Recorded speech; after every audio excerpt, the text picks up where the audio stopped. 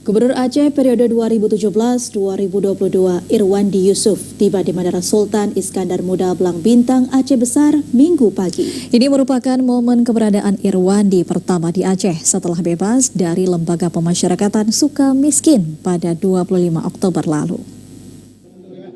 Tiba Minggu pagi, sekira pukul 10:20 waktu Indonesia Barat, mantan Gubernur Aceh Irwandi Yusuf disambut pengurus dan kader Partai Nanggroe Aceh atau PNA.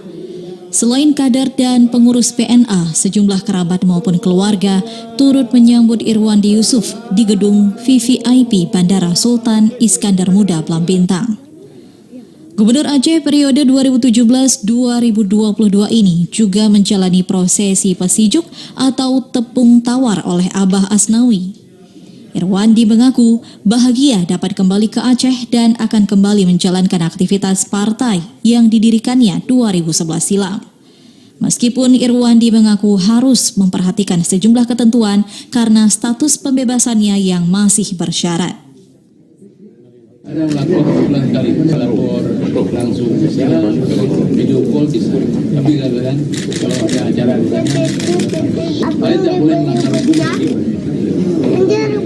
Tidak pasal PB pada politik saya politik dipilih atau yang dipilih kan jauh 5 tahun. Tapi kalau untuk kerja politik ke depan kan mengingat ada pilkada nih, bisa tetap seperti biasa menggerakkan partai seperti biasa tetap. Sementara itu, usai menjalani prosesi pesijuk, Irwandi yang keluar dari gedung VVIP Bandara langsung disambut seratusan kader dan pendukung yang menunggu di luar. Irwandi Yusuf bebas dari Lapas Sukamiskin, Bandung, Jawa Barat setelah mendapat program pembebasan bersyarat 25 Oktober 2022 lalu.